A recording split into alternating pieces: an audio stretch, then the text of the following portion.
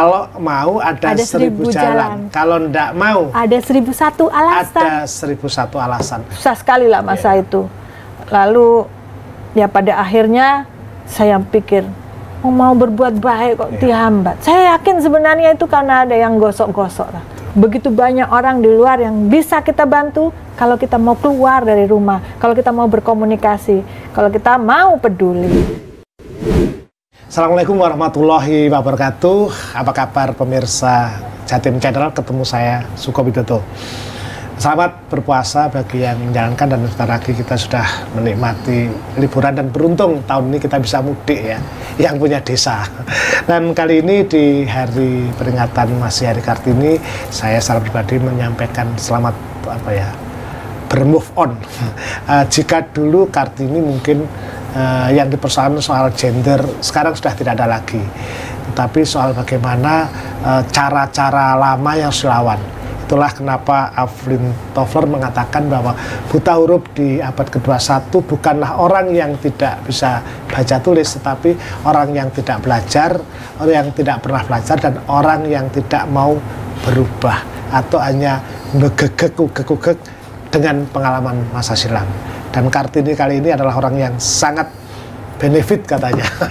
Selamat datang di Jatim Channel. Saya manggilnya Mbak Faida, Dr. Faida atau Bu Faida ini? Mana yang nyaman dah? Nyaman ya. Kalau mantan bupati, tapi kalau nanti maju lagi, aduh, tidak usah ngomong politik ya. Sehat Bu Faida? Alhamdulillah. Gimana kabarnya? Lancar puasanya? Ya, alhamdulillah lancar puasa, sehat. Ya. Saya membaca membaca kisahnya Bu Faida ini kan, waduh, ini ada perempuan Jember menghebohkan bukannya dunia, saya Indonesia. Saya ketemu teman di Jakarta, ya apa itu Bu Faida? Nah, inilah orangnya yang sebetulnya beliau adalah seorang dokter, dan kami ada kesamaan ya. Jadi beliau belajar di UNER, juga di Gajah Mada. Jadi ini baik IK Erlangga maupun Kagama juga ya Mbak ya. Nyambung gitu. Campur ya. Dan Mbak Faida ini mengawali karirnya sebagai dokter pasti, dan sekarang sekaligus juga pemilik rumah sakit Bima Sehat yang pasiennya luar biasa, serta ngelola Yayasan Cinta Duafa. Kenapa memilih Cinta Duafa itu? Kok nggak Cinta Laura apa Cinta?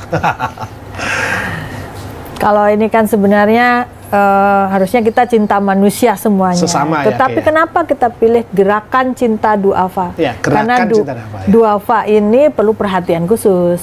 Duafa ini harus dikhususkan, harus diprioritaskan. Maka harus ada gerakan supaya bisa memprioritaskan kepentingan para duafa, karena itu ajaran agama. Kenapa memilih duafa? Duafa itu untuk mendapatkan cinta kasih. Itu masih perlu wasilah. Tidak mudah menyampaikan cinta pada mereka. Tidak bisa sendirian menyampaikan cinta pada mereka. Perlu gerakan bersama-sama dan perlu banyak wasilah. Ini menarik ya. Jadi bukan karena puasa, tapi Faida ini orang yang memberikan keberuntungan, kemanfaatan, ini menarik. Karena sebenarnya di dalam Undang-Undang Dasar pun juga ada loh, pasal 34 saya hafal. Fakir miskin dan anak terlantar dipelihara negara. Tapi dosen terlantar dipelihara siapa ini? Tapi balik perkara itu. Ya betul, saya tertarik. Ada satu waktu tahun mungkin sekitar 15 tahun lalu, ketika saya datang di pertemuan antar negara itu di New York itu, saya sempat, bukan dicibir Mbak Faida, di negeri yang subur seperti negara Anda, kok ada orang pengemis dan bahkan ada orang kelaparan. Boleh jadi karena kita tidak memperhatikan itu ya. Saya kira fenomena itu nggak akan hilang ya. Yeah. Dalam satu masyarakat yang manapun pasti ada lapisan yang paling bawah. Kalau kita semua kesejahteraannya naik, juga ada lagi yang paling bawah. Yeah. Intinya adalah saling peduli, saling berbagi. Dan itu harus ada yang menggerakkan, harus ada yang memimpin, harus ada yang memelopori. Dan saya pilih peran itu. Dan Mbak Faida mengambil gerakan itu terus ya agak, bagi saya agak aneh. Biasanya kan orang itu kan ya cara menumpuk harta, terus justru Anda membagi-baginya. Sekarang rumah sakit itu pasiennya berapa Bu yang Anda miliki? Ya kalau rumah sakit ini kan dirintis bersama keluarga bersama almarhum ayah saya. Yang dulunya itu ayah saya bekerja sebagai dokter di perusahaan PMDN. Di Jember juga ya? Dia bekerja di PTP sampai 35 tahun pensiun. Dapat uang pensiun 40 juta, lalu bikin klinik, nggak ada lah dulu membayangkan bikin rumah sakit. Tapi pasiennya itu nggak mau pulang, minta dirawat di situ. Akhirnya kita menyadari ini diperlukan. Lalu kita merintis rumah sakit di Banyuwangi, kemudian yang Bina Sehat tuh yang berikutnya di Jember. Dan kita juga ada grup di Malang. Dan waktu itu ayah saya menitipkan pesan pada saya. Rumah sakit ini dibangun awalnya dari rumah tinggal. Yang pertama kali berhasil dibangun ayah saya. Itu kan klinik kecil. Klinik kecil. Yang nggak membayangkan lah bisa jadi rumah sakit. Lalu ayah saya bilang, nanti mungkin saya tinggalkan rumah sakit ini apa adanya. Nanti kamu teruskan. Kamu bangun. Kalau perlu kayak istana. Tapi pesan saya, kata ayah saya, istana yang bisa disinggahi kaum duafa. Saya mencoba menerjemahkan wasiat ayah saya itu, oh kalau gitu saya harus bangun rumah sakit ini, gedungnya harus bagus, ruangannya harus cantik, harus nyaman, harus keren, tapi duafa harus mendapat tempat. Jadi saya bikinlah untuk menangkap maksud ayah saya tuh, lobby untuk pasien duafa yang nggak bayar ini, lobbynya lebih besar daripada lobbynya pasien yang bayar. Dan kegiatan untuk operasi gratis itu saya berusaha menerjemahkan maksud dari ayah saya. Karena ayah saya bilang, yang kamu bikin program tuh yang mereka perlukan, bukan yang kamu ingin lakukan, tapi yang mereka perlukan. Saya lihat banyak orang perlu operasi, tapi dia tidak mampu melakukannya. Jadi saya pilih operasi kasus-kasus yang kalau kita tolong, jalan hidupnya orang tuh berubah. Contoh, bibir sumbing. Kalau kita operasi, ada yang habis operasi, dilamar orang. Kalau nggak nanti dari kecil sampai dewasa dia minder, nggak mau sekolah. Lalu yang kedua, katarak. Karena kalau nggak dioperasi itu menyebabkan kebutaan. Dan kasus itu banyak di masyarakat, karena masyarakat kita itu petani, nelayan yang terpapar langsung matahari sehingga banyak yang katarak. Nah, ini kan rumah sakit kecil. Gimana ya cara menghidupi rumah sakit untuk membiayai kemiskinan itu gitu lah. Saya pikir kalau kita mau ada 1000 jalan. Kalau nggak mau ada 1001 alasan. Alasan yang satu itu nggak mau. Bisa dulu. Kalau mau ada 1000 jalan. Kalau nggak mau ada 1001 alasan. Ada 1001 alasan.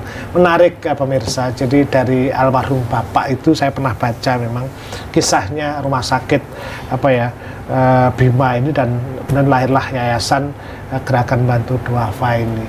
Kalau saja banyak para kartini-kartini kita kaum perempuan berkarya seperti Mbak Faida ini, saya kira nggak kekurangan. Dan kita ini sebetulnya potensinya asal mau ada 1000 jalan tadi. 1000 jalan. Jadi tidakkah di sekitar kita seorang pejuang sama dengan seorang pahlawan selalu punya kegelisahan. Jadi kalau saya belajar tentang bedanya galau dan gelisah, Mbak. Nah, itu ternyata ada beda. Jadi kalau galau itu adalah orang yang mikirkan sendiri. Ketika aduh nanti saya miskin, saya setumpuk duit itu. Tapi kalau gelisah itu ini katanya ya seperti bapak Anda ini, yang dipikirkan orang lain. Dan bahkan bukannya menyenangkan dalam tanda anaknya Anda, tapi anaknya malah ditugasi untuk seperti itu. Itulah sebetulnya adalah perjuangan, dan kita sedang butuhkan. Kartini modern adalah Kartini yang selalu gelisah ketika melihat kiri kanannya itu ada ketidakadilan. Dan kaum duafa selayaknya menjadi sebuah peringatan dari Tuhan, ayat Tuhan ini, dan Bu Faida adalah wasilah jalan untuk membantu itu. Ibu sendirian atau Pak? Tentu saja ada dibantu keluarga pasti ya? Ya, semua terlibat. Tapi yang paling penting itu dalam kegiatan ini nggak cukup untuk rumah sakit saja melakukannya. Kita tidak cukup rumah sakit saja melakukannya untuk di masyarakat tuh. Karena walaupun kita umumkan gratis operasi di Rumah Sakit Bina Sehat Jember, nggak percaya. Mereka tidak berbondong-bondong datang. Oh, nanti paling suruh nyoblos. Nggak ada bunganya. Nggak ada itu. Nanti pertanyaan berikutnya masih gratis nggak datang. Orang duafa itu dia bukan cuma miskin duit, tapi dia juga miskin informasi. dia miskin transportasi, dia juga miskin kepercayaan diri, dia miskin akses. Jadi nggak cukup diumumkan, apalagi diumumkan di medsos. Kita ada kurang lebih 600 relawan kemanusiaan untuk duafa ini yang udah pernah kita latih, kita workshop bagaimana membantu para duafa itu mengakses program-program ini. Orang duafa itu dia bukan cuma miskin duit, tapi dia juga miskin informasi, dia miskin transportasi, dia juga miskin kepercayaan diri, dia miskin akses. Jadi nggak cukup diumumkan, apalagi diumumkan di medsos. Kita ada kurang lebih 600 relawan kemanusiaan untuk duafa ini yang udah pernah kita latih, kita workshop bagaimana membantu para duafa itu mengakses program-program ini. Ya betul, ini biasanya kan kadang-kadang kita itu ya, datanglah ke rumahku tak kasih. Malu Bu, masuk rumah gedung tinggi bagus kan, minder juga kan itu. Dan caranya adalah dengan itu ya, dengan komunikasi, memasang banyak orang untuk menjadi relawan ya. Memastikan, karena harus dijemput, harus diantar lagi, ditemani. Apalagi kalau lagi operasi katarak, kebanyakan mereka itu dalam kondisi buta. Berapa relawan untuk berapa pasien. Kalau lagi jamnya, apa keluarganya nggak mau bantu? Atau keluarganya pasti ikut. Tapi harus ada pendamping. Kadang juga ada tokoh masyarakatnya. Meyakinkan itu. Meyakinkannya. Tergantung komunitasnya itu di mana. Jadi wasilah itu adalah tergantung kondisi pasien itu. Di mana? Kalau misalnya dia di masyarakat keagamaan ya tokoh agama. Kalau misalnya dia itu di pasar, kita juga pernah melatih itu, bukan mantri kesehatan, mantri pasar. Karena dia banyak melihat orang, kita ajarin screening. Yang mana sih mata katarak itu kira-kira screening awal. Jadi yang diajar itu bukan hanya orang kesehatan juga ya? Bukan hanya orang kesehatan, mantri pasar pernah. Kita itu juga pernah mengajari babinsa di tempat kita kerjasama dengan Dandim dan Kodam 5 Brawijaya. Mungkin tempat kita adalah yang pertama kali melatih babinsa untuk bisa melakukan screening katarak. Itu Mbak Faida turun sendiri langsung ketemu dengan mereka? Ya, kita. Itu yang mungkin saya waktu itu jadi direktur yang paling jarang ngantor di rumah sakit. Banyak itu ya Pak Ilapan? Senang di lapangan. Tapi kemudian Anda terus jadi bupati itu ya? Jadi bupati nggak pernah mimpi saya, juga nggak pernah menaruh cita-cita seperti itu. Itu jalan hidup. Ya, pemirsa ini asik ini, bupati yang kalau dokter tuh ada di sinetron namanya Dokter Sartika ya kayak semacam ini. Cuman bedanya ini tersesat menjadi bupati dulu, terjebak tersesat. Tapi cara itulah yang kemudian begitu cintanya orang-orang Jember pada Anda ya, karena ternyata memang saya baru tahu bahwa yang dilakukan adalah kecintaan kaum duafa, dan itu tentu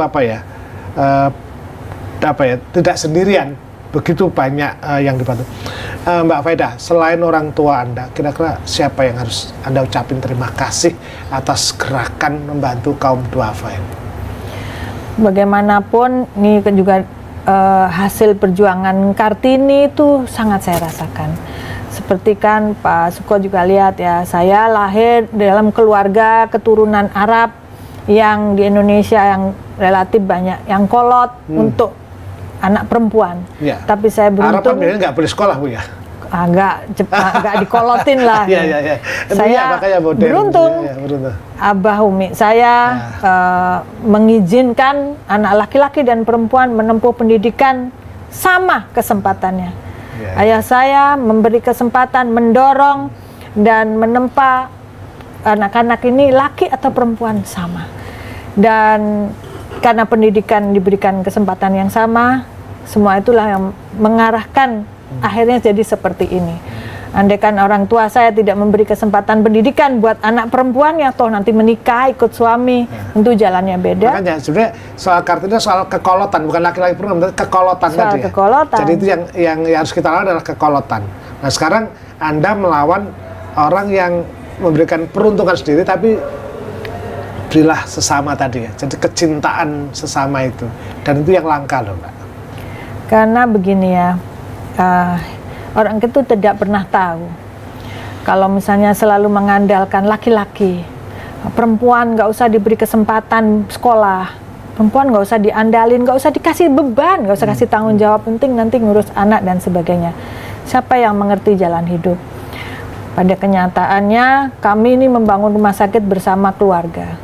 Tapi pada akhirnya di akhir tahun 2008 ayah saya meninggal, lalu kita berbagi tugas. Kakak saya yang nomor 1, laki-laki, dokter spesialis paru, itu mengurus rumah sakit yang di Banyuwangi dan saya mengurus yang di Jember. Nggak sampai 2 bulan setelah ayah saya meninggal, kakak saya itu pun meninggal dunia karena sakit. Tinggal kemudian perempuan yang harus mengambil peran semuanya. Sebenarnya ada adik saya satu lagi, laki-laki yang paling bungsu, tapi meninggal karena kecelakaan lalu lintas setelah wisuda dokter muda dari Universitas Erlangga. Jadi yang laki meninggal semua di rumah. Saya pernah merangkap bagaimana membangun rumah sakit ini antar kota, riwa-riwi seperti itu. Untung dulu ayah saya memberi kesempatan saya sekolah sehingga bisa meneruskan amanat ini. Sebagai istri apa suami tidak protes atau demo, Bu? Karena mungkin keluarga itu melihat ya, saya melakukan ini sama sekali tidak untuk misi menumpuk harta, misi berjuang bermanfaat, melanjutkan amanah, dan keluarga saya juga melihat tidak ada perubahan gaya hidup bagi kami dan keluarga. Jadi suami, anak-anak, orang tua, ibu saya benar-benar mengikhlaskan karena ini betul tidak untuk mencari kesenangan pribadi. Ini menarik pemirsa. Jadi memang ada satu orang-orang yang istimewa seperti Mbak Faida itu memang harus merelakan kita dukung dengan gagasan yang memang misinya itu adalah misi yang wasilah dari almarhum luar biasa, dan beliau diwarisi bukan rumah sakit ya, tapi warisan yang terbesar adalah pesan tadi ya. Pesannya waktu itu agar dibangun rumah sakit seperti istana yang membantu, tapi istana yang bisa disinggahi kaum duafa. Ya. Bagi Anda yang kaya mungkin bisa belajar ya. Atau nggak kaya pun kalau memang kita punya niatan untuk membantu duafa, kenapa tidak ya, kira-kira itu. Nah Mbak Faida, kemudian saya ini mau tanya tapi soal politik ini gimana ya? Tiba-tiba dulu kok masuk jadi bupati, itu kisahnya gimana ini? Banyak orang tanya, gimana tiba-tiba lompat. Teman-teman saya itu karena tahu bagaimana dulu saya bergaul dengan mereka, nggak membayangkan saya melompat jadi politisi. Tapi itu ada kisahnya juga. Kegiatan sosial ini udah berjalan mulai tahun 2012. Operasi-operasi gratis ini. Dan pasiennya bukan hanya dari Jember. Tapi itu nggak ada hubungannya dengan kampanye politik waktu itu ya? Nggak ada kepikiran politik. Kalau di Jember itu politik katanya paling banyak itu tongket. Setong seket. 50.000. Kalau operasi ini 5 juta. Kalau di luar malah lebih banyak, tongtus. Kalau operasi 500.000 malan ya. Kalau operasi paling sedikit 2,5 juta. Nah, ya. Dan itu free. Iya, kalau suara 50.000 juga. Dan saya nggak ada kepikiran. Benar-benar saya jalankan wasiat ayah saya. Kami bersinergi termasuk dengan TNI, dengan masyarakat, dengan desa, dengan pemerintah. Dan nggak ada misi politik itu. Jadi benar pure memang untuk niatnya benar-benar lillahi ta'ala ya. Karena kami menggunakan dana zakat dan ada 2,5% dari hasil rumah sakit itu memang sudah diwasiatkan ayah saya itu untuk kegiatan operasi gratis, untuk kegiatan sosial, dan ditambah lagi zakat dari grup keluarga besar. Jadi kan betul-betul harus du'afah karena zakat itu ada ketentuannya. Jadi saya nggak mungkin survei ke rumah pasien-pasien tuh karena rumah sakit kita tidak punya jaringan-jaringan di lapangan, toh akhirnya ya kita bekerja sama. Kalau ada tanda tangan kepala desa, camat, oh ini miskin, kami nggak survei lagi. Atau kalau lihat pasien bibir sumbing sampai sekolah kok masih sumbing, nggak usah disurvei, pasti itu du'afa, seperti itu. Iya. Karena kalau kaya pasti orang tua sudah dioperasi. Ya. Waktu tahun 2014 itu kami sejatinya bersinergi dengan pemerintahan kabupaten. Tapi waktu itu mungkin adalah orang yang menggosok-gosok, ini jangan-jangan ini itu. Faida ini mau maju pilkada. Padahal saya nggak tahu kalau 2015 itu mau ada pilkada. Zaman itu saya nggak ngikuti lah berita pilkada. Zaman itu berita pilkada itu nggak penting buat saya. Lalu saya sampaikan lah bahwa saya nggak ada misi untuk itu dan saya nggak ada impian ke sana. Tapi tetap diisukan semacam itu. Diisukan semacam itu. Difitnah maju bupati. Dan yang biasa membantu kita tuh pada menarik diri, takut ditarik, nggak boleh bantu, susah cari dokter juga susah. Lalu saya pikir-pikir bilang sama keluarga, sudah kita stop dulu aja lah operasi gratis ini. Saya nggak sanggup, kalau nanti bukan pasien du'afa siapa yang survei? Nggak mampu kita mampunya di hospital. Pre-hospitalnya siapa yang ngurus? Iya. Lalu saya putuskan begitu, keluarga, oke, kita tunda sampai selesai pilkada. Tapi habis mengambil putusan itu, saya nggak bisa tidur sampai 1 hari 1 malam. Nggak tidur sama sekali. Karena menghentikan itu ya? Merasa ada yang nggak pas di hati itu. Tapi habis mengambil putusan itu, saya nggak bisa tidur sampai 1 hari 1 malam. Nggak tidur sama sekali. Karena menghentikan itu ya? Merasa ada yang nggak pas di hati itu. Oh. Lalu saya pergi ke seorang ulama. Yeah. Ya, kenapa saya habis mengambil keputusan itu, saya nggak bisa tidur. Tapi saya nggak tahu di mana salahnya. Orang saya di Vietnam mau ada pilkada, saya pikir sudah nanti habis pilkada jalan lagi. Terus kemudian Anda ya, Bu Dokter, memang salah putusanmu. Saya langsung digitukan. Oh. Lalu saya dibukakan Al-Quran, diberitahu saya, yang kamu tolong itu bukan pasien biasa loh, itu pasien duafa yang rentan putus asa. Lalu saya dibukakan Al-Quran, ada di surat Yusuf, kalau nggak salah ayat 87, itu disebutkan orang yang putus asa dari rahmat Allah masuk kelompok yang kufur. Saya dibukakan ayat lagi, Al-Hijr kalau nggak salah, surah ayat 56 disebutkan di situ, orang yang putus asa dari rahmat Allah masuk kelompok yang sesat. Jadi Bu Dokter, baksosmu ini bukan cuma menyembuhkan 5.000 duafa sakit jadi sehat, tapi juga menyelamatkan 5.000 duafa beserta keluarganya dari kekufuran dan kesesatan. Wah, nangis saya Pak Suko. Langsung salah saya. Saya balik ke rumah, saya beritahu keluarga, kita salah. Meskipun langit runtuh, baksos ini harus tetap jalan. Ada nggak ada pilkada, dibantu nggak dibantu, kita harus jalan. Dan sejak itu terus jalan terus ya, bukan lagi. Tambah semangat. Takut ada yang kufur, takut ada yang sesat. Tiap hari saya bukannya ngantor, tambah cari mana pasien-pasien yang kemarin daftar yang datanya belum masuk ke kita. Terus 2015 kemudian ada pilkada itu. Masih tambah diganggu. Masih diganggu. Dibilang baksos ini dibiayai Kuwait. Di belakangnya itu ISIS. Saya nggak tahu ISIS. Apa itu ISIS? ISIS itu artinya nggak sumuk gitu loh. Macam-macam lah. Iya. Susah sekali lah masa itu. Lalu ya pada akhirnya saya pikir, mau berbuat baik kok dihambat. Saya yakin sebenarnya itu karena ada yang gosok-gosok lah. Jadi saya pikir gimana ya saya bisa jadi atasannya camat, sehingga saya tuh bisa menentang, para camat, kok cari itu duafa bukan cuma yang sakit, tuh yang putus sekolah, janda yang nggak punya penghasilan, rumahnya reot, yang nggak bisa kerja. Pikir saya, masuklah di situ. Saya belum pernah kenalan dengan partai politik, orang politik, dan tidak ada pemikiran ke sana. Tapi saya pikir, mending saya jadi bupatinya. Begitulah ceritanya sampai akhirnya saya ingin mengulang recalling karena banyak orang-orang yang kemudian mulai kaget ya, ada sahabat ternyata begini. Jadi kalau Anda sudah tahu ternyata niatnya Bu Faida nggak ada pengen bupati, nggak ada, yang pengen adalah menolong.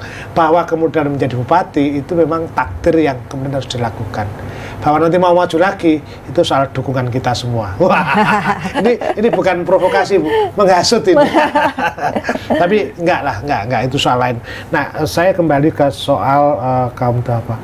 Apa problem sosial yang Mbak Faida lihat di masyarakat? Karena memang apa ya? Iya, dari dulu ya gini loh, jadi bupati ya cengengesan, guyon, happy lah karena hidupnya penuh dengan aura membantu orang semacam. Nah, kalau sekarang tetap terus jalan bantu Bu ya? Jalan lah, lebih lancar lagi karena langsung saya pimpin sendiri. Tidak ada Jember Bu ya? Semua kota. Nanti kalau difitnah jadi gubernur malah jadi gubernur nanti Bu ya? Gini, bagi saya jabatan bupati, gubernur itu nggak terlalu menarik jabatannya. Tapi yang menarik itu kewenangannya. Saya mau maju bupati itu karena kewenangan untuk membantu itu lebih luas. Kewenangan untuk membantu. Jadi ini yang biasanya kewenangan kalau power tend to corrupt, absolute power, absolute corrupts ini sebetulnya tidak kalau kita punya niatan tadi wasilah almarhum bapaknya untuk membantu kaum duafa ini. Loh, ini malah Mbak Faida itu membantu Indonesia loh. Jadi jangan dicurigai terus orang membantu mensejahterakan rakyat kok sering dicurigai. Ya ada yang maksud saya ada yang salah lah di masyarakat ya. Yeah. Jadi kalau misalnya kayak Ramadan, ada orang bagi sembako, emang dia mau maju apa sih? Lo kan biasa orang bagi zakat biasa, gitu. Iya. Kalau misalnya ada orang sodako rutin besar-besaran, emang dia rencangan mau maju apa lagi sih? Iya. Padahal itu kan tuntunan agama. Boleh-boleh aja, sah-sah aja, udah sendiri kok ya. Dan memang itu perintah agama. Iya. Peduli sesama, dan seharusnya nggak perlu jadi kaya, yang bisa bantu tenaga ya tenaga, yang bisa keluarkan sedikit ya sedikit, yang bisa banyak ya banyak. Oke, saya mau coba soal ruang membantu ini. Ibu ngambil ruang kaum duafa ya, misalnya untuk menggandakan apa ya ide membantu ini kan kalau sendirian juga capek juga kalau ada bantuan. Untuk menggandakan ayat yang Anda bawa agar orang membantu, gimana caranya? Saya kira itu nggak akan sulit, karena sunatullah nggak akan sulit. Nggak akan sulit. Sunatullahnya itu orang tuh suka membantu. Pada dasarnya Pak ya? Bukan hanya orang yang kelihatan baik, orang yang pernah salah, orang yang pernah dipenjara, orang yang pernah tersesat sekalipun, pada dasarnya di dalam hatinya senang membantu, senang meringankan orang lain. Oh, filosofinya kan manusia itu dikasih dua tangan, satu untuk membantu dirinya sendiri, satu untuk membantu orang lain. Jadi nggak akan susah mengajak orang berbuat baik. Saya ini ketemu dokter gigi, politisi, aktivis, atau ustazah, itu saya nggak tahu ini. Dokter umum bukan dokter gigi. Oh, dokter umum ya, oke. Ya, Mbak Faida, selalu ya, Anda ini kan selalu gembira itu. Kata di bupati, kak paten, guyon ini gitu kan. Dan selalu gembira. Karena sering membantu itu membuat kita selalu happy gitu, memang begitu ya. Termasuk yang Anda katakan bahwa pada dasarnya orang suka membantu. Iya. Nah, menggandakan itu kalau di lembaga yang Anda gerakan semacam ini, sejauh ini dukungannya makin kuat atau ada hambatan? Kalau hambatannya apa? Ya, kalau hambatannya itu kalau misalnya orang merasa terusik bahwa ini dianggap membangun kekuatan politik dan itu meresahkan orang lain, ada deh ganggu-gangguan. Lalu membantu kan harusnya malah terima kasih dong dibantu. Itu sih normal ya, normal. Kalau orang dia nggak bisa berbuat banyak, biasanya ngepres orang gitu lain. Ya? Langsung nyari salahnya aja ya. Terus, wah itu Arab, itu nyari-nyari. Loh, kita pun jadi orang Arab, orang Jawa, orang Cina kan ya takdir yang buat itu. Kalau saya boleh, saya di kamu Jawa loh. Kalau saya boleh minta sama Tuhan, saya biar kayak orang Amerika, kayak Brad Pitt itu, Bu, ganteng gagah itu. Kadung Jawa ya saya terima itu. Nah, orang mencari kesalahan-kesalahan semacam itu. Membantu itu kan harusnya tidak peduli suku, agama, ras dan sebagainya. Enggak. Dan saya pikir nggak usah terlalu resah ya kalau ada orang resah terhadap apa yang kita buat. Karena kan kita tahu apa yang kita buat. Kita tahu dasar hukum agamanya, kita tahu tujuannya, dan kita tahu batasan-batasannya. Dan tidak melanggar peraturan yang berlaku kan. Tidak merugikan siapa-siapa. Karena kan kita inginnya itu berguna. Oke, ini yang menarik saya baca ini bahwa Mbak Faida juga sebagai ini ya, ada membuat membuat sekolah atau yayasan yang melatih orang-orang untuk tadi berdonasi macam-macam itu gimana caranya? Tadi kan yang saya tanya itu, mosok Mbak Faida terus bikin sendiri, kan mesti ada agen-agennya istilah saya, ada instrukturnya. Caranya itu seperti apa ya? Dulu pertama-tama teman-teman saja. Terus waktu ada hambatan politik, saya jangan diulang-ulang itu, Bu. Saya mikir bahwa nggak boleh tergantung satu jalur. Jadi kalau dulu kan kepala desa, camat, bagi saya semua orang bisa menjadi wasilah. Maka saya ganti. Saya waktu itu datangi ketua-ketua takmir masjid yang saya kenal. Pak, sampaikannya Bapak ini saya anggap sudah survei bahwa itu duafa. Karena mereka nggak akan main-main terhadap haknya duafa. Pasti ya, jujur. Kalau ada pengasuh pondok pesantren yang saya kenal, kalau ada pasien yang begini-begini, kasus begini-begini, Bapak kasih, Pak Yai kasih rekomendasi. Jadi nggak usah struktur. Saya nggak survei lagi. Itu yang non formal tapi dibuat sistem gitu. Sistem wasilah itu yang menyebabkan semua orang bisa. Dan saya juga pernah kerjasama dengan jurusan kesejahteraan sosial di FISIP, bahwa mereka itu pekerjaannya ya ini, ya nggak usah susah cari PBL, ini pekerjaan. Kan mahasiswa diajak, sudah student selesai. Mahasiswa D3 Rekamedik, bagaimana mencatatkan kegiatan-kegiatan pelayanan medis, mereka kita libatkan. Semua orang bisa terlibat. Bahkan guru TK itu sangat diperlukan pada pasien anak-anak. Dia perlu pendampingan guru-guru TK yang menghibur supaya dia nggak stres waktu mau operasi. Semua orang bisa terlibat. Bahkan guru TK itu sangat diperlukan pada pasien anak-anak. Dia perlu pendampingan guru-guru TK yang menghibur supaya dia nggak stres waktu mau operasi. Membantu masyarakat tanpa berhenti. Tidak harus jadi bupati, jadi apapun. Dr. Faida sudah mulai sejak lama dan itu atas dorongan orang tuanya. Tapi Mbak Faida, ketika ada naluri membantu itu memang lahir dari setelah jadi dokter atau pelajaran itu dari mana sih sebetulnya? Saya pertama kali jadi relawan kemanusiaan itu waktu saya kelas 6 SD. Saya memulai karir saya itu saya anggap itu. Tahun 70 berapa itu? Tahun berapa ya? Tahun 70 sekian lah ya. Waktu itu ada teman saya jatuh dari pohon kelapa. Lumpuh dari dada ke bawah. Padahal tuh bangkunya dekat dengan saya. Dan dia orang yang miskin kan, kalau orang istilahnya desa itu ngeramban lah. Ngeramban, jatuh, lumpuh. Nah, saya kan waktu itu dokter direktur rumah sakit PTP. Saya bilang, bagaimana membantu ini? Saya nggak bisa makan, nggak bisa tidur mikir itu. Lalu dipinjemin mobil, jemput ke rumahnya. Saya tahu persis bagaimana kondisinya.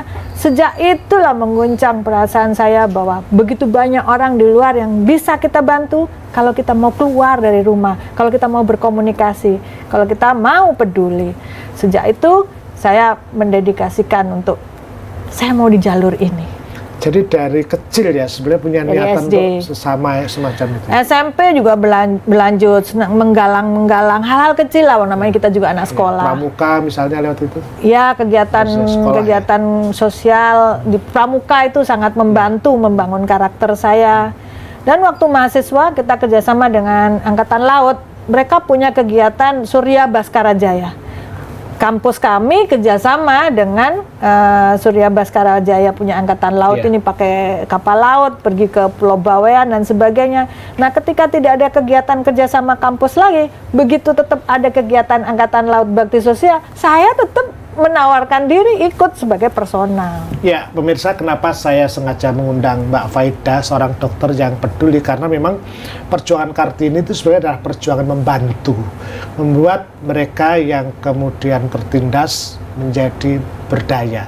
Tapi ini bukan soal tindas-mendas, ini soal orang yang memang dia tidak punya kemampuan, kaum duafa dengan segala keterbatasan akses, bukan hanya tidak punya duit, tapi juga karena akses informasi, pendidikan, transportasi macam-macam, dan itu dilakukan.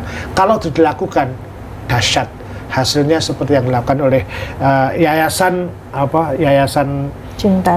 Cinta Duafa. Saya kira Anda boleh bergabung dengan yayasan ini atau kisah ini menjadi menginspirasi Anda untuk melakukan itu. Anda punya kekayaan miliaran, toh Anda kalau mati tidak mungkin berangkat sendiri, pasti dipikul orang. Dan kekayaan Anda juga tidak cukup tidak bisa menolong sebuah kematian. Karena itu kenapa Anda tidak mengurangi harta itu untuk berbagi sesama. Saya sering kali, Mbak Faida, sering cerita sama teman-teman saya, loh Anda ini kaya, bangun rumah misalnya itu, rumahnya tingkat 3, setelah dicek berapa bulan sekali Anda naik ke lantai 3?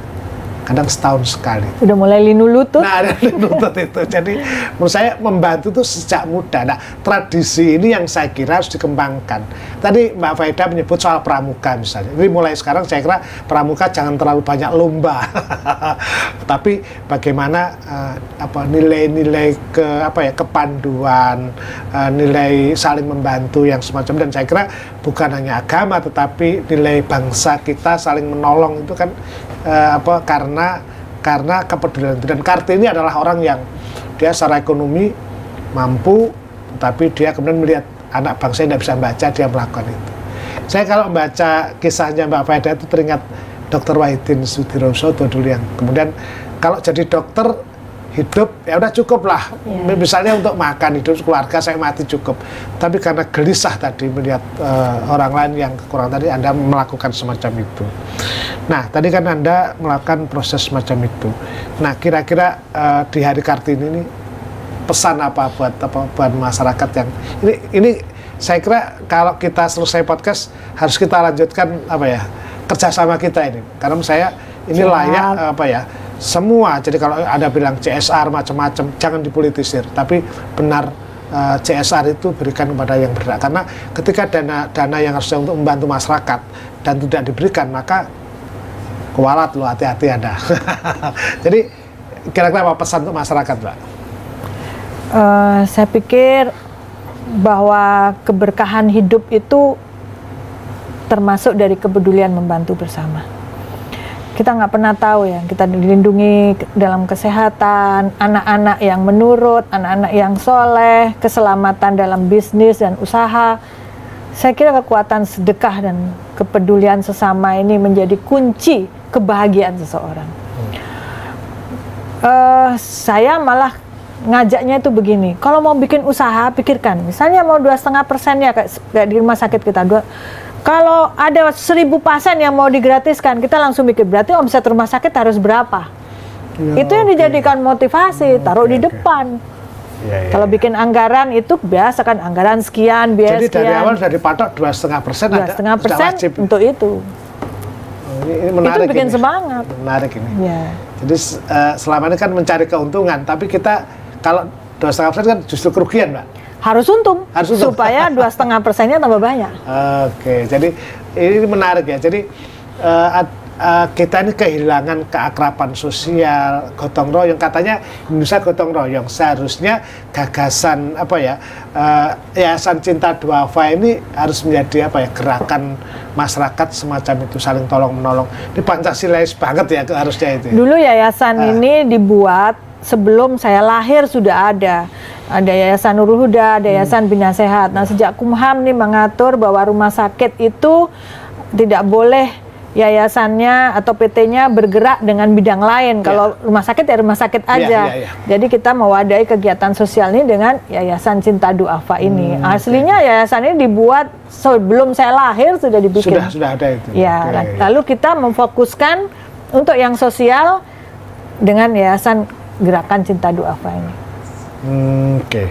Ya, Mbak Anu, selain ini ya, selain apa yang dirasakan kemudian kesan dari kaum duafa itu setelah melakukan itu, apakah mereka kemudian sekedar sudah lumayan lah dapat gratisan dari rumah sakit Al-Faidah atau yayasan, atau mereka menjadi bagian juga dari roda putaran dari gerakan membantu itu? Jadi kita ini bukan mau bagi-bagi, tapi kita ingin membangun masyarakat yang sehat secara rohani, bukan hanya fisiknya. Sehat rohani itu salah satunya apa? Bersyukur. Dulu nggak bisa lihat, sekarang habis dioperasi bisa lihat lagi. Kita dari sebelum dioperasi beritahu nanti kalau sehat lagi, kalau bisa melihat lagi apa yang mau dilakukan. Lalu kita bikin komitmen, kalau gitu sampean kalau lihat orang lain yang perlu bantuan seperti sampean ini, sampean harus mau jadi relawannya loh. Kebanyakan mantan pasien juga jadi relawan buat orang lain. Dan mereka orang-orang yang pandai bersyukur. Kenyataannya mereka tuh nggak teriak-teriak, tolong saya. Tidak. Para duafa itu lebih memilih bersabar dan menerima kenyataannya, diam di rumah. Para wasilah inilah yang mencari mereka. Sekarang kita bikin ada mobil antar jemputnya, di branding. Orang-orang, itu Faidah apa sih maunya? Nah, mungkin karena ada fotonya Mbak Faidah. Pasang lah, karena foto saya itu adalah jaminan itu gratis. Nggak ada yang berani. Stempel. Kalau mobil itu ada gambar saya, nggak mungkin ada yang berani narik-narik. Orang udah tahu itu mobil gratis. Timbang geger ya. Timbang geger gitu. Nggak apa-apa saya pikir. Tapi orang asal bilang, manfaat ya. Udah nggak jadi bupati, buat apa mobil? Mobilnya kita kasih warna pink, warna cinta lah. Saya bilang, kok ada lebih dari 10 lah. Ada bus, ada minibus untuk antar jemput mereka itu. Saya bilang, kalau saya punya 100 mobil tak branding semua.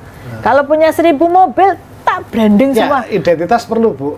Karena untuk meyakinkan orang kan sebetulnya. Selain itu duniawinya. Tapi yang paling penting, paling gampang nanti melaporkan pertanggungjawabannya di akhirat.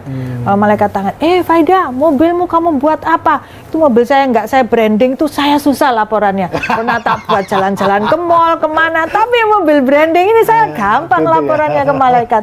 Saya buat antar jemput masyarakat yang membutuhkan. Selesai, itu tanggung jawabannya. Itu mobil saya nggak saya branding, tuh saya susah laporannya. Pernah tak buat jalan-jalan ke mall, kemana, tapi mobil branding ini saya gampang laporannya ke malaikat. Saya buat antar jemput masyarakat yang membutuhkan. Selesai, itu tanggung jawabannya. Adakah mungkin orang-orang yang Mbak Faida bantu dan menjadi menjadi bagian penting dari relawan paling awal-awal ada tukang becak. Tukang becak yang setia, namanya Pak Rudi. Dia itu kondisi nggak mampu, tukang becak. Dia sakit apa waktu itu? Dia yang ngantar pasien. Waktu itu tangannya patah, digendong begini. Saya waktu turun ke wilayah, saya minta tolong gitu. Saya pikir minta tolong dirinya sendiri. Dia melaporkan tetangganya. Tetangga saya ini kakinya satu, kalau bisa untuk kaki palsu, tangan palsu. Memang tempat kita juga protesa mata, kursi roda, ratusan lah yang itu selain katarak. Nggak sumpek ya, di tiap hari ada orang minta bantuan awalnya dulu? Sumpek kalau hidup sudah nggak diperlukan orang lain. Sumpek kalau hidup udah nggak berguna lagi. Iya. Itu hidup tapi mati. Sumpek kalau tidak dibutuhkan orang lain. Iya. Menarik ini kata-kata ini. Jadi ada yang ada orang yang sumpek kalau hartanya habis. Ini ketika ada diminta itu kemudian nggak ada ceritanya orang bersedekah terus jadi miskin. Nggak ada itu. Caminan itu. Caminan. Ini dokter tapi ustadznya keluar kan. Jadi Pak Rudi tadi gimana? Tukang becak dia minta bantuan. Jadi dia itu tidak henti-hentinya. Punyanya becak. Nggak punya motor zaman itu. Dia antarkan pasien-pasien yang nggak mampu itu dengan becaknya dan dia tidak menarik bayaran. Ketika dia akhirnya punya motor, dia tetap sampai hari ini mengantar jemput dan dia tidak pernah minta bayaran. Nggak nunggu kaya untuk berguna. Sampai sekarang. Tidak pernah narik bayaran. Betapa senangnya kalau yang dibantu itu habis dioperasi, pasang bola mata palsu. Udah ada 100 lebih yang pasang bola mata palsu. Habis itu dilamar orang. Betapa keputusan seorang pemimpin yang merubah jalan hidup orang banyak lebih afdal dari 1000 rakaat sholat sunnah. Itu hadis. Berarti jadi pemimpin itu pilihannya kan dua. Apa? Pemimpin boleh pilih. Mau tanya diri sendiri, mau pemimpin yang dengan visi besar atau dengan nafsu besar. Pilih, tanya dirinya sendiri. Kalau pemimpin itu tiap hari lihat masyarakat di bawah, saya pastikan dia tidak sanggup untuk korupsi. Kalau ada pemimpin sanggup korupsi, artinya dia membutakan mata terhadap keadaan rakyatnya. Karena bertanya pada diri sendiri itu ya. Dia tanya, mau visi yang besar, apa nafsu yang besar. Dua-duanya pemimpin yang kuat.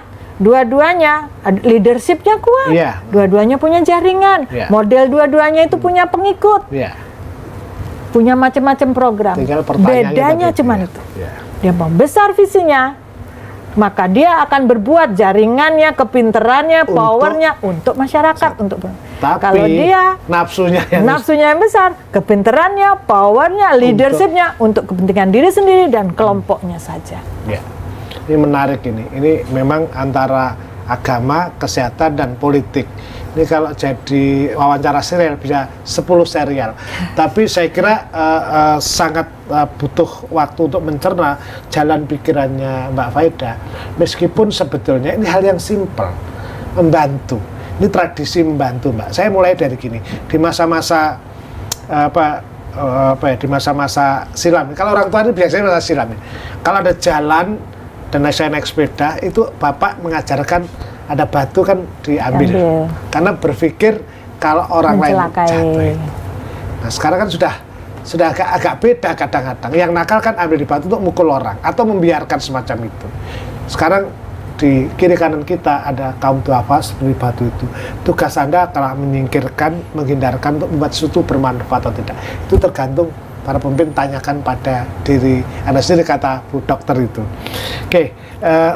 tidak ada habisnya sebenarnya saya mau menanyakan banyak bagaimana kisahnya ini. Tapi sebelum kita akhiri, kira-kira Mbak, sekali lagi saya nanyakan, ketika muncul naluri membantu, itu memang lebih banyak dari keluarga, lingkungan, atau dari mana? Apanya maksudnya? Ketika Anda punya naluri untuk membantu, itu pendidikan cara membantu dari keluarga, dari sekolah, atau dari masyarakat yang dapat? Semua itu berpengaruh ya. Semua berpengaruh. Tapi keteladanan orang tua itu kuat. Jadi saya pikir perlu memberi contoh dan perlu mengajak sedini mungkin anak-anak peduli kepada sesama. Libatkan anak-anak. Oke, ada orang yang tidak peduli bukan karena dia tidak mau, tapi kadang-kadang tidak tahu juga. Tidak tahu. Nah, kalau soal peduli itu belajarlah pada Dokter Faida, orang yang sangat hebat di Jember dan Jawa Timur, seorang perempuan yang punya kepedulian luar biasa, terutama kaum duafa itu. Mbak Faida, mungkin ada pesan yang penting, tidak harus dari Kartini, tapi ajakan untuk membantu tentang visi Anda yang saya kira harus kita dukung 1000%. Kalau saya 1001% malah, tambah saya 1. Terima kasih. Apa kira-kira yang bisa disampaikan kepada masyarakat? Saya pikir jangan pernah capek berbuat baik, jangan pernah lelah membantu orang lain, dan jangan pernah berhitung untuk membantu orang lain. Tidak akan pernah ada yang tersia-sia dari perbuatan baik.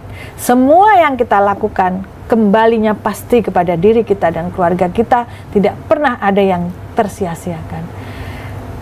Sekali ini kita membantu orang lain, mungkin bukan orang itu yang membantu kita. Suatu hari kita membutuhkan, Allah mengirimkan orang lain untuk membantu kita. Karena janjinya Allah, barang siapa membantu kesulitan orang lain, maka Allah akan mudahkan kesulitannya di dunia dan di akhirat. Kira-kira begitu Pak Sugeng. Pemirsa, saya tidak menyimpulkan karena semua kata-kata indah yang begitu lancar dari Mbak Faida saya kira adalah kesimpulan dari seluruh pembicaraan. Tapi sekali lagi saya tidak berhenti untuk terus menanyakan kepada beliau, dan saya pasti meminta untuk Mbak Faida untuk tidak berhenti berkarya, khususnya membantu kaum duafa yang otomatis membantu rakyat. Hidup Faida kalau orang-orang banyak. Tapi di TV ini saya hanya mengatakan bahwa mari sama-sama kita belajar dari apa yang beliau wasilahkan untuk kita. Matur nuwun sangat Mbak Faida. Jangan jenuh untuk saya undang nanti. Kalau nggak saya langsung, nanti saya pasti podcast lewat Zoom ya, kira-kira itu. Matur nuwun sangat Dokter Faida dari Jember, orang yang peduli, dan ini adalah Kartini masa kini dan untuk masa depan. Saya Sugeng Toto, terima kasih atas kurangnya di Jatim Channel ini. Semoga ini bermanfaat. Wassalamualaikum warahmatullahi wabarakatuh. Waalaikumsalam warahmatullahi wabarakatuh.